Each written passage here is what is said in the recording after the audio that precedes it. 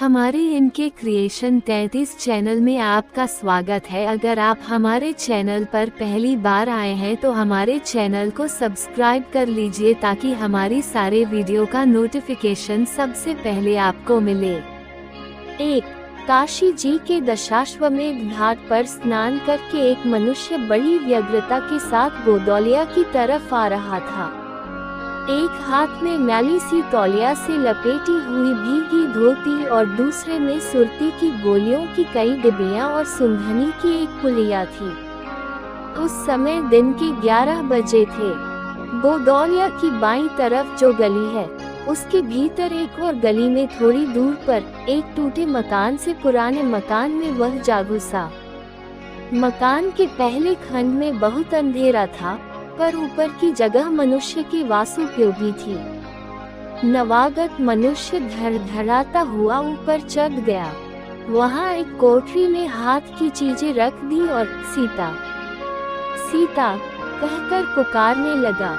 क्या है? कहती हुई एक 10 बरस की बालिका आ खड़ी हुई।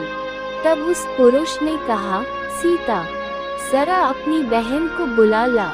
अच्छा, कहकर सीता चली गई और कुछ देर में एक नवीना स्त्री आकर उपस्थित हुई। उसे देखते ही पुरुष ने कहा, लो, हम लोगों को तो आज ही जाना होगा।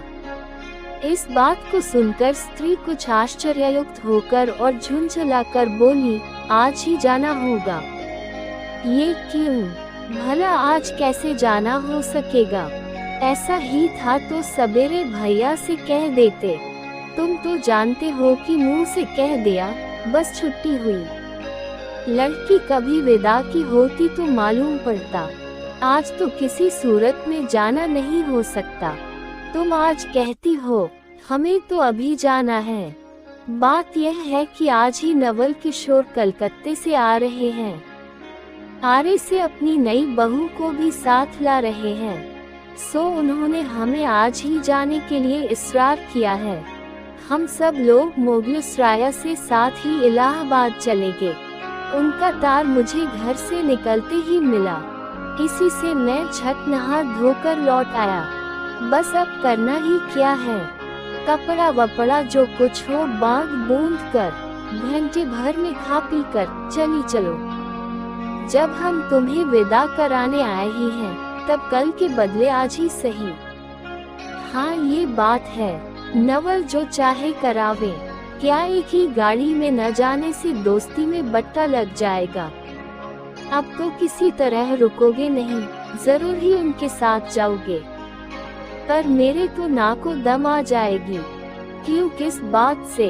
उनकी हंसी से। और किससे? हंसी ठट्ठा राह में अच्छी लगती है, उनकी हंसी मुझे नहीं भाती।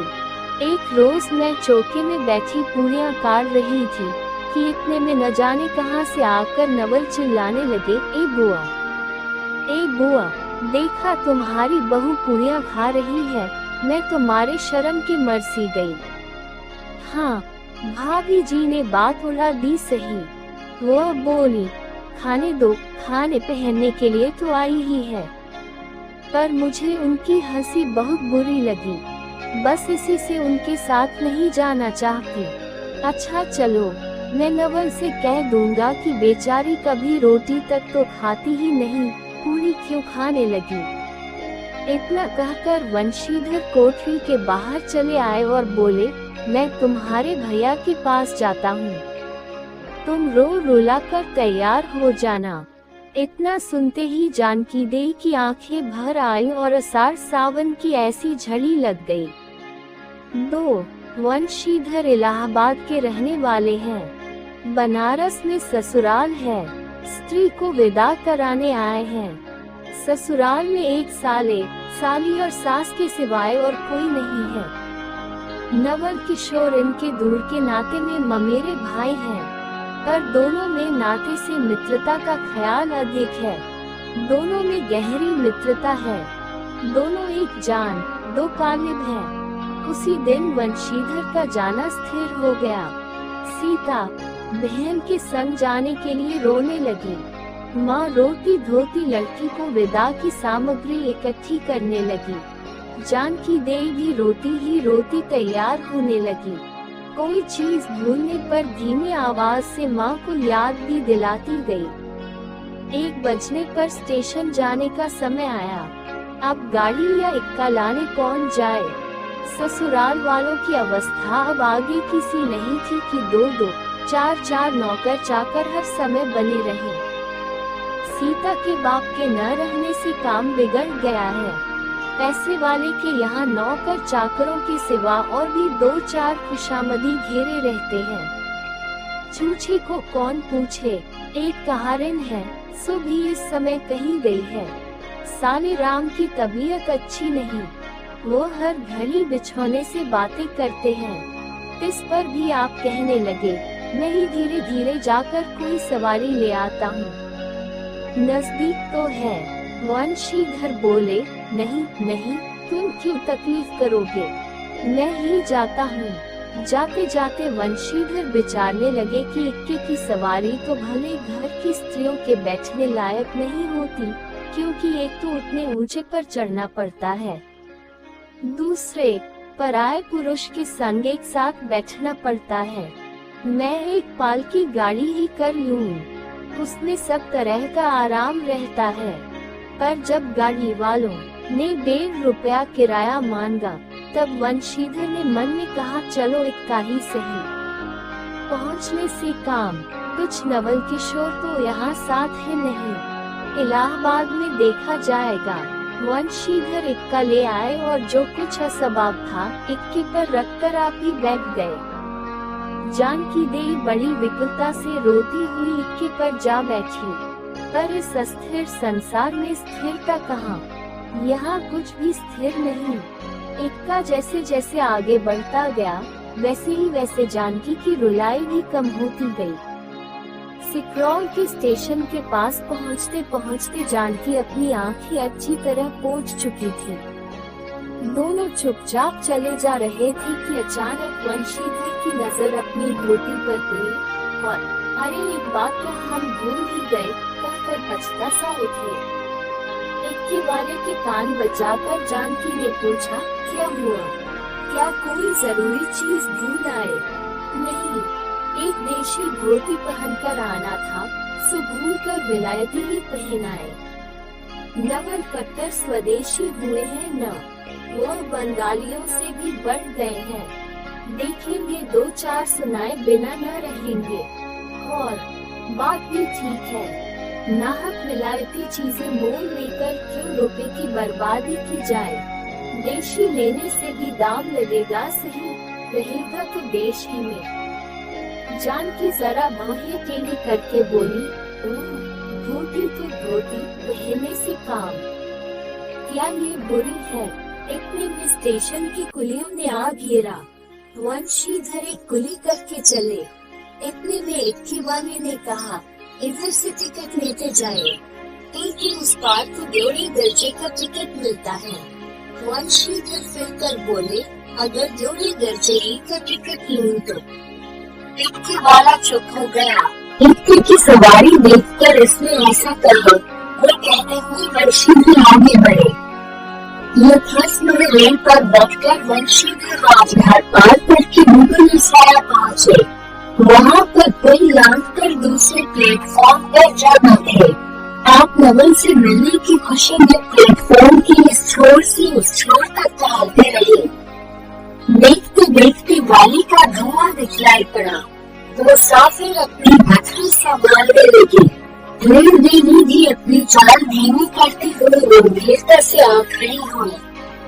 वंशीधर एक बार चलती गाड़ी में शुरू से आखिर तक देख गए, पर नवल का कहीं पता नहीं। वंशीधर फिर सब गाड़ियों को दोहरा गए। देखो घुस करे कि तुमने को देखा, क्योंकि नवल न मिले। आपको आप खिंचना उठे और सोचने लगे कि मुझे तो वैसे चिट्ठी लिखी और आप न आया। मुझे अच्छा नहीं बना, अच्छा जाएंगे कहा, लेट होने पर समझ लूंगा। सबसे अधिक सोच तो इस बात का था कि जानकी की बेटी को जाने पर ताला मारेगी। फिर एक सोचने का समय नहीं, की बात कहा नहीं, मुंशी के छत गए और बाकी को लाकर जवानी गाड़ी में बिठाया। उसके लगे मिली की मां कहाँ है? कोई नहीं आई, कोई कौन हो गया? उनके एक बगल वाले कमरे में जा बैठे। टिकट के दौरे का था तो डेढ़ी बजे के कमरा पर आते से आने वाली मुसाफिरों से भरा थे। उसने तीसरे ही बेंचे में बैठ न पाया। जिस गाड़ी में वंशीधर बैठे थे उसके सब कमरों में मिलाके 10-12 स्टेट पुलिस थे। गाड़ी छूटी नवल की बेटे और बेचारे क्या उधर लगे सोचते सोचते गाड़ी के स्टेशन पार करके मिर्जापुर पहुंचे। मिर्जापुर में पेटराम की शिकायत शुरू हुई। इसको सजाया कि इलाहाबाद पहुंचने में नहीं है। सोने के झंझट में अच्छी तरह उसकी पूजा किए बिना ही वंशी जी ने बनारस छोड़ा था। इसलिए झट प्लेटफॉर्म पर उतरे। एक कुंचियारी से थोड़ी सी कॉफी कुरियर में मिठाई लेकर दुकान पहुंचे। सोचा कि पहले पूछूं तो कुछ नहीं है तो कुछ क्यों लोग तक होते हैं। वही नहीं फिर खाना नहीं पसंद करते और सबको मेरी बात हुई। अब वंशी की मौत के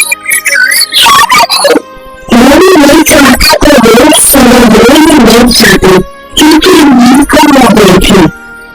फिर उन्होंने कहा थोड़ी देर के लिए कौन बैठेगा तुम्हें? अपने कमरे में बैठे तो लोग मुसाफिर आगे नहीं हुए। आगे वाले में सोने को कई भी गया था। जो लोग सब कुर्सी ही बैठे कि मुझे ही जीवन पड़ता है। अभी सभी कोई जगह बची नहीं थी। उनके कमरे में पास वाली जगह में हर भारी भाई की स्त्री बैठी थी। अचानक सिर से पैर पड़ते हुए एक हाथ नंबर 2 में था तो उनकी बच्ची से बड़ी बैठी थी। साल वाले भारत पुरुष की उनके साथ बातचीत करके समय बिताएंगे। एक दो करके तीसरी घंटी बजी तो वो स्त्री कुछ हिचकिचाती ऐसा मुंह खोल चलने की नहीं देखने लगी। जो ही गाड़ी छूटी वो मैंने ट्रक से उठी। रेल के देना लेना तो नहीं गया है कि उसके किसी की क्या पड़ेगा अपनी स्वाभाविक गति से चलने लगी। प्लेटफॉर्म पर रेल नहीं थी। तीनों 2-4 आदमी रेल के अंतिम विदाई तक खड़े थे। जब तक स्टेशन तब तक कोई बाहर ही देखती रही। फिर स्पष्ट स्वर से रोने लगी। इस कमरे में 3-4 औरत ड्राइविंग स्त्री बैठे जो उनके पास ही थी। अगर उनका बनाकर रोने लगी खुद एक नई रोगन का खड़ा यही दूसरी गाड़ी में बैठे हुए हैं। पहली दूध नहीं सवारी गौरव को ले कभी भी भारी के कहीं अगर दूसरी बात महिला से पूछती है कौन गौरव को बोल देता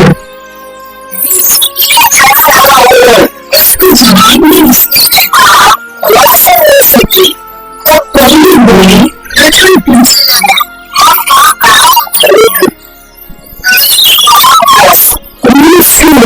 इलाहाबाद कौन गाँव की गई है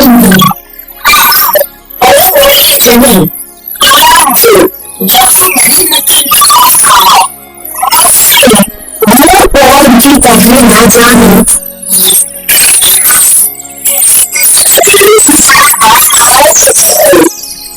ऐसा हो सुनवानी और वही बेटा काशी जी नहीं दे रही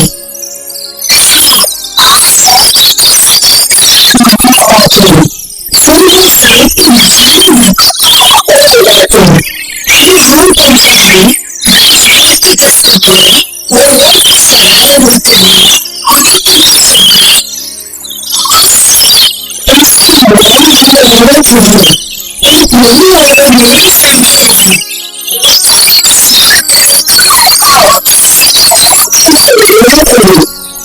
आई महिलाओं बड़ी फान महिलाओं ऐसा इस कारण दोनों के लिए खरीद खर्च हुए दोनों प्रेम की तुलना से जीवन पालन करना होगा उसकी इस बात पर कृतज्ञता हंस पड़े एक से एक अनूठी ऐसा वो अलग करने लगी बीच बीच में सताने उसकी स्त्री बोली कि उससे पहले दाल खाया है फिर सही बुरा सभी को कहकर तो कौन है मसलिया में उन्हें नाम तो दाल की दाल खाया है शरारत का बदल आज के लिए सभी के आदमी की देखभाल ना किया हुआ है इसलिए आप बैठे रहे हो मुझे क्योंकि मैंने नहीं जानते इस तरह उनकी भाषा प्यार बातें सुनते सुनते रोशनी हो उठे तब वो मुस्कुराने से कहने लगे तुम नहीं तुम्हें और भी बना रही हो सर लाएगा क्या ज्ञान होगा और दूसरी बात से मैंने वहाँ पढ़ना चाहिए उन्होंने लाभवान कर रहा हूँ मेरे सर में सुनने लगा जहाँ ऐसा लगे तो दूसरी गाड़ी खोलने का उन स्टेशन पर चूड़ा नहीं मिला उन लोगों ने सोकर तैयार होकर तो भाई गया कि ये स्टेशन पर चला जाना उनको अकेला छोड़ मेरा उचित नहीं मेरी जगह मालूम हो जाएगा तो मैं भी इनकी ठिकाने का सवाल करने पहुंचा दूंगा लंच के बाद की इन बातों से उन स्त्रियों की वाक्य धारा दूसरी ओर बढ़ चली और ये बातें बढ़ी रही हमारे भगवान श्री तुलसी काली की जरूर से कुछ कही यदि व्यक्ति एक औरत न बने तो दुनिया चाहत कैसे आए तो केवल गैर न्याता होने लगी और थोड़ा सा बेचारी को सहारा लेती देख खुश हुए और कोई नाराज नहीं हुए क्यों सर मैं आपसे नहीं बतला सकती इस दौरे में जितने मनुष्य थे सभी मेरे सोचने में कुछ न कुछ करवाया था पिछली सीट में केवल एक स्त्री जो फिलॉसफी सीट की ध्यान करके बैठी थी कुछ नहीं बोली कभी कभी मनोमत के भीतर से एक आध रुपया का निरीक्षण की उतार लेती थी और सामना हो जाने पर खबर फैल लेती थी मनुष्य ये सोचने लगे कि यह क्या बात है देखने में तो लग रही थी मालूम हो गया पर आचरण इसका अच्छा नहीं उदारी महाराज के पास से बचने को गई मनुष्य ने उस स्त्री को धीरज मिलाकर आकाश का पासा दिखाए मेरी गाड़ी से कोई खबर न आई होगी तो दूसरी गाड़ी तो स्टेशन पर ही खाना पड़ेगा मुझे उससे भी कोई मालूम तो क्या करूँगा औरत ऐसे क्यों बोली अमूल शिक्षिका स्त्री ने भी मुंह खोला तो भैया जो श्री में बेकसी आवाज होती है वह कैसे जाना बोला मेरे अंदर का नाम सारा रहा है और मेरे बैठे हुए किसी किसी आदमी ने जहाँ का बाल मालूम की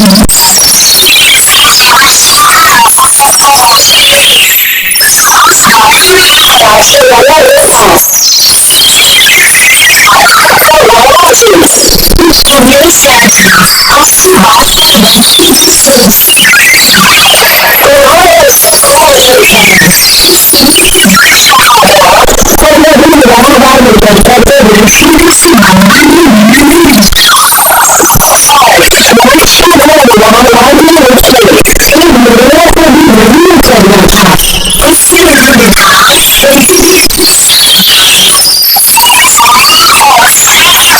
उठाकर आप जानकी को उठने गया जानकी से सब हाल कहने पर वो बोली मेरे जान भी बोल किस बखेड़ी में पड़े हुए